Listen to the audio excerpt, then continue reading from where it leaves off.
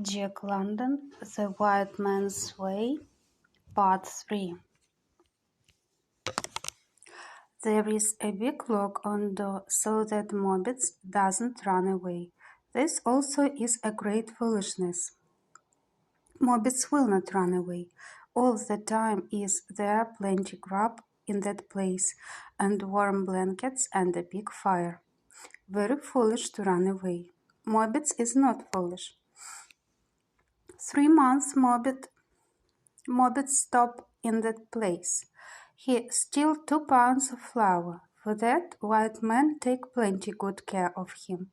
Mobbits eat many pounds of flour, many pounds of sugar, of bacon, of beans, without end. Also, Mobbits drink much tea.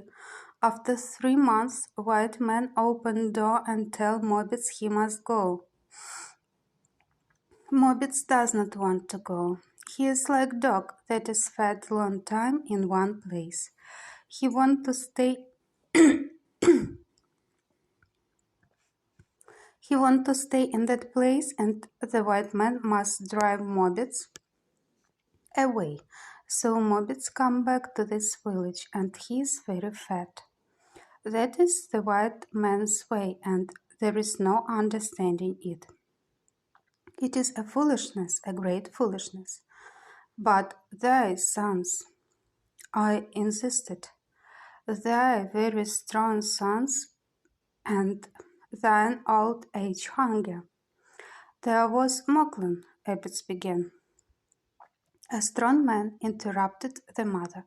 He could deep paddle all of a day and night and never stop for the need of rest. He was wise in the way of the salmon and in the way of the water.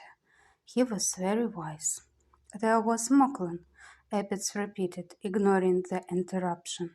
In spring he went down the Yukon with the young men to trade at Campbell Fort. There is a post there filled with the goods of white men.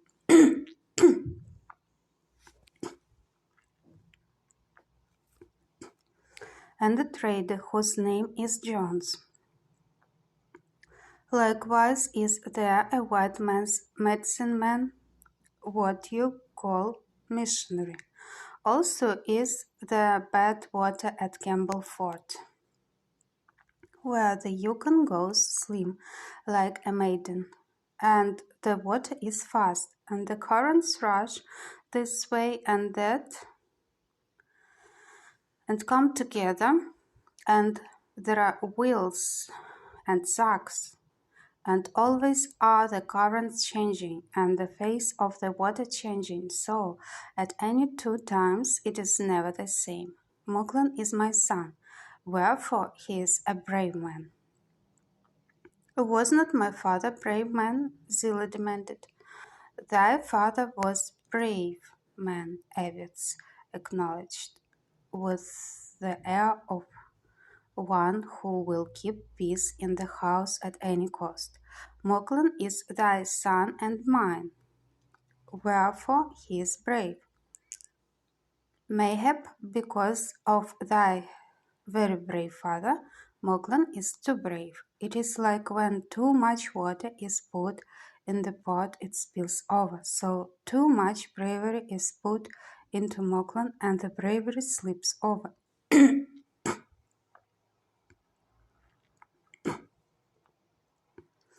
The young men are much afraid of the bad water at Campbell Fort.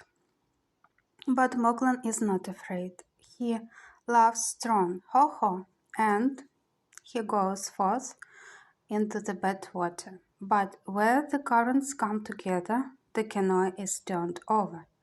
A wheel takes Mocklin by the legs, and he goes around and around and down, and is seen no more. Ay, wailed Zillah. Crafty and wise was he, and my firstborn.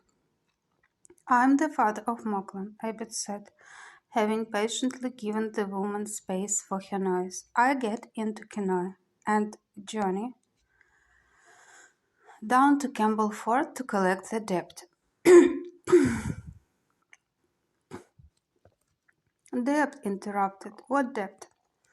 The debt of Jones, who is chief trader, came the answer. Such is the law of travel in a strange country. I shook my head in token of my ignorance, and Evetts looked compassion at me while Zilla snorted her customary contempt. Look, you, oh white man, he said. In thy camp is a dog that bites. When the dog bites a man, you give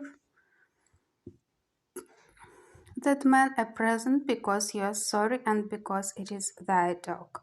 You make payment. Is it not so? Also, if you have in thy country bad hunting or bad water, you must make payment. It is just. It is the law. Didn't my father's brother go over into the Tanana country and get killed by a bear? And didn't the Tanana tribe pay my father many blankets and fine furs? It was just. It was bad hunting, and the Tanana people made payment for the bad hunting.